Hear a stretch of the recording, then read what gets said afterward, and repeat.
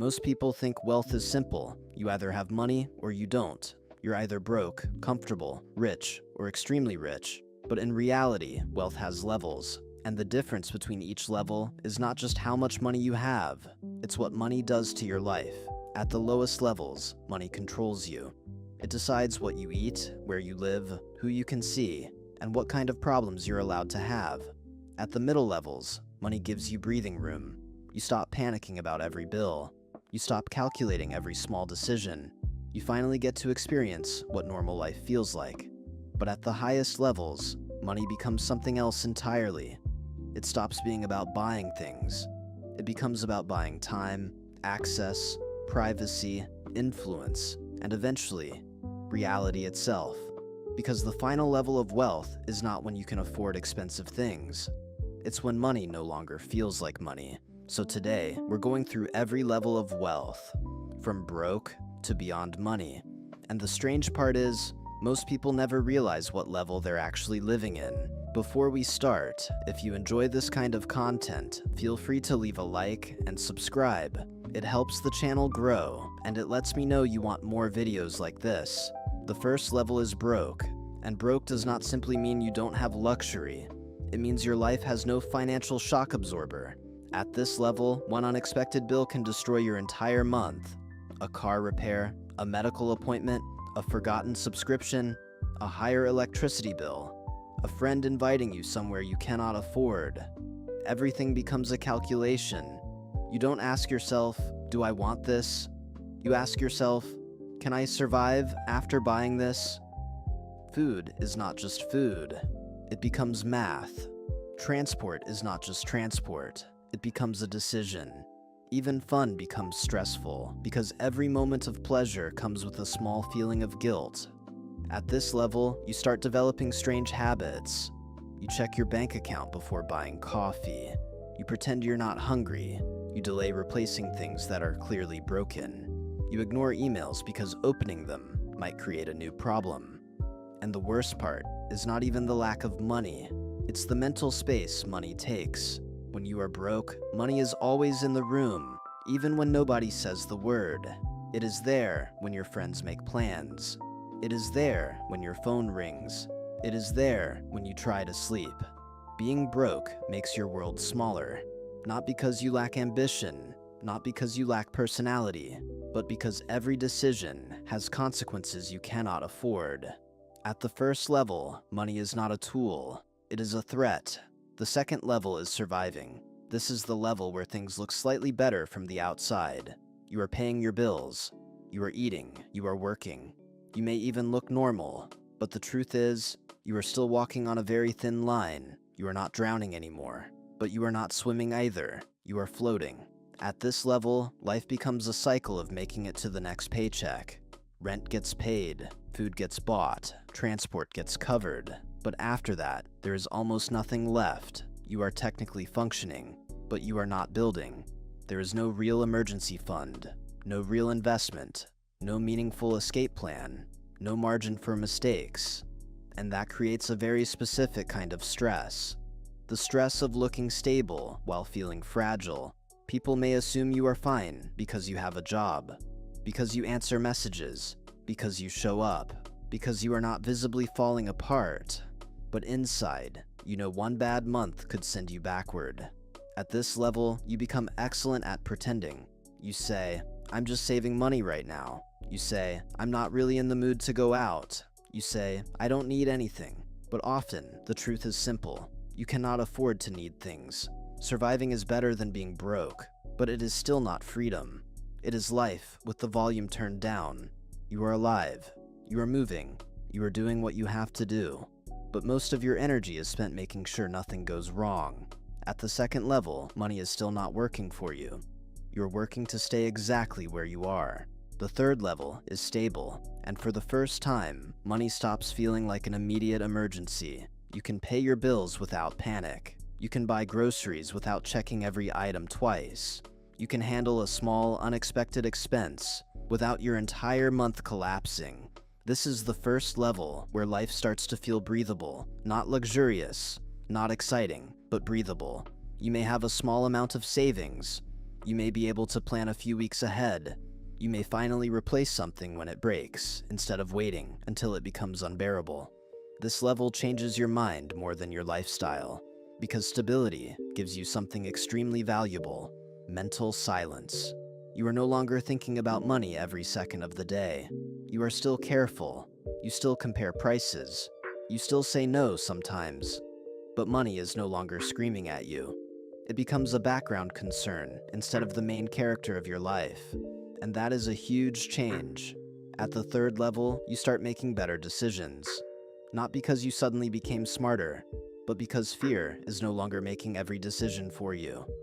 You can think long term. You can say yes to small opportunities. You can breathe before reacting. But stability has a trap, because when you reach it after struggling, it can feel like success.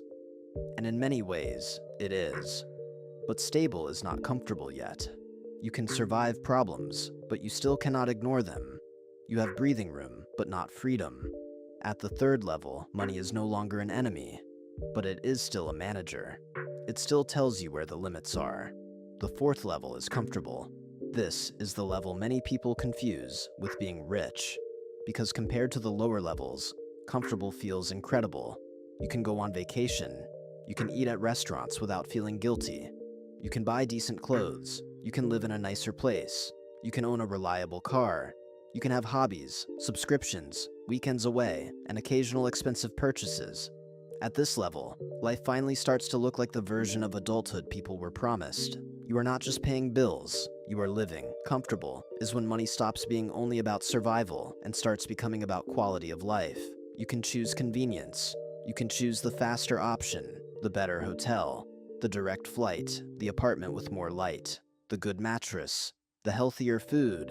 And these things matter, because comfort is not just luxury. Comfort is the absence of constant friction. It is not having to suffer through every small inconvenience, because the cheaper option is your only option. But comfort has a limit. At this level, you still need your income. If the money stops coming for long enough, the comfort starts disappearing. The apartment becomes too expensive. The car becomes a burden. The lifestyle becomes pressure. This is why the fourth level can be confusing. From the outside, it looks like success. But internally, many comfortable people are still one career problem away from panic. They have upgraded their lifestyle, but they have not escaped dependency. At the fourth level, money gives you comfort, but not true freedom. The fifth level is rich. This is where money begins to visibly change your life. At this level, you are no longer just comfortable. You can buy things that most people have to dream about, finance, or carefully plan for. A beautiful house, a luxury car, frequent travel, premium services, private schools, expensive restaurants, designer objects, a lifestyle that people notice. This is the first level where wealth becomes visible, not always, but often, because being rich is still connected to display. The nice watch, the big home, the perfect vacation photos, the feeling that life has become upgraded. At the fifth level, you can impress normal people, and that matters because visible wealth has social power. People treat you differently. They assume you are more competent, more interesting, more important, more successful. Sometimes they are right. Sometimes they are just reacting to the symbols. But rich is still not the highest form of wealth, because rich can still be fragile. A rich person can have a high income and a high lifestyle at the same time. They may earn a lot, but also spend a lot. They may own expensive things, but not own enough assets. They may look powerful, but still depend on constant income to maintain the image. At this level, money can create a new kind of trap.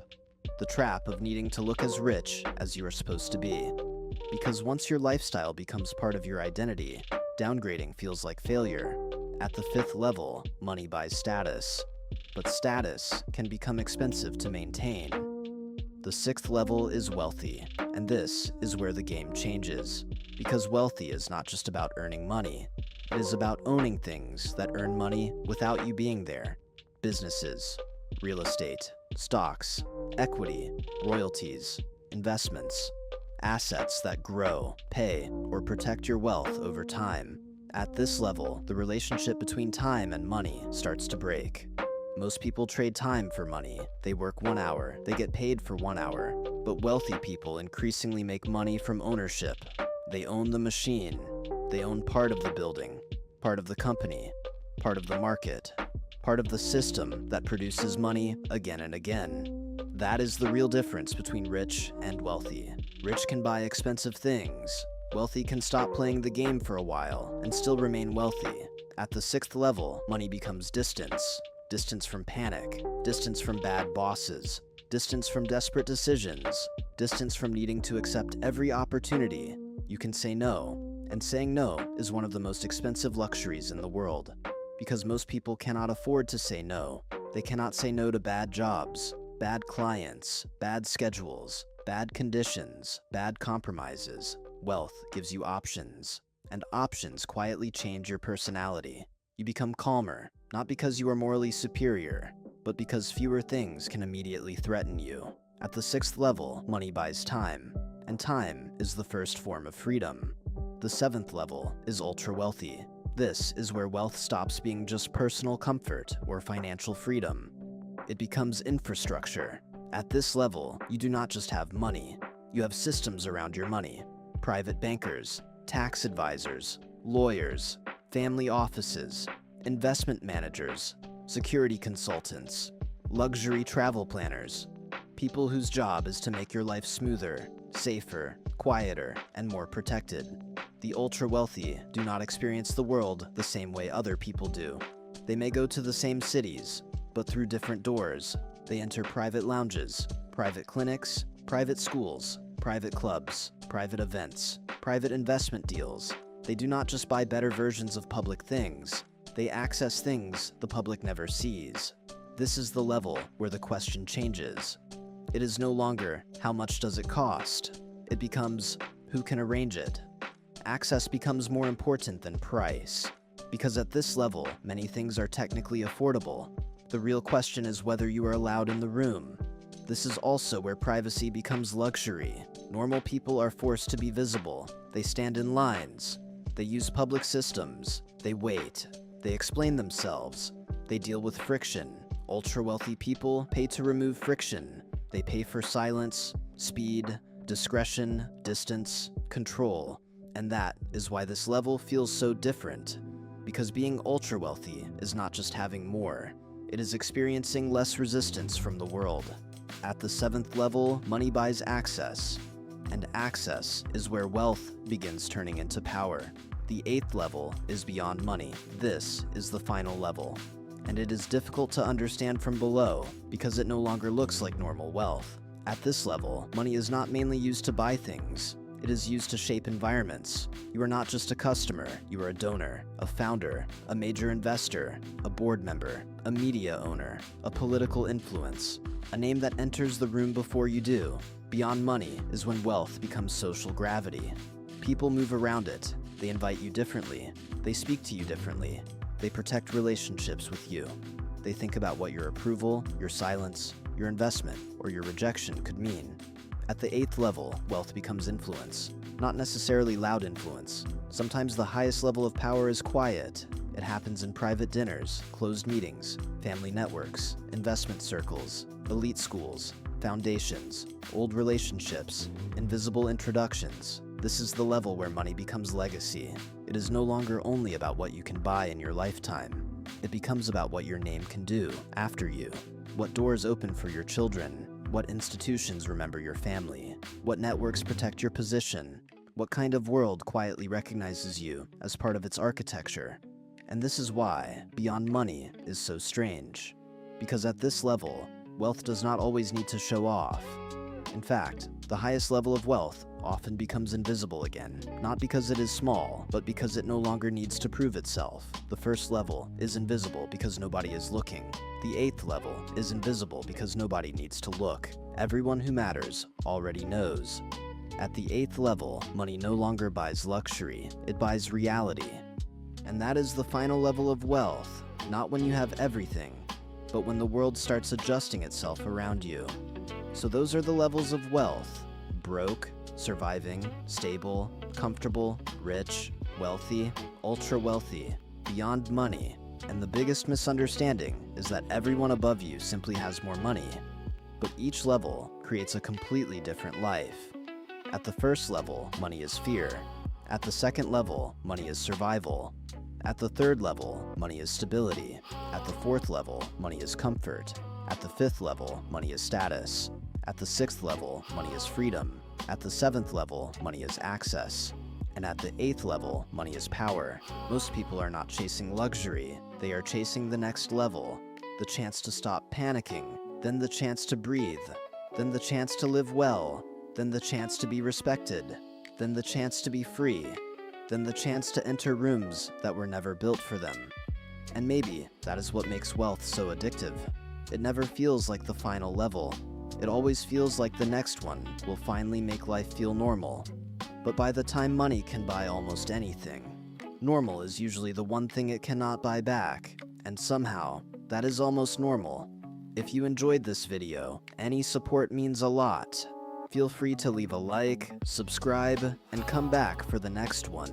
We'll keep exploring the strange levels of normal life, one topic at a time.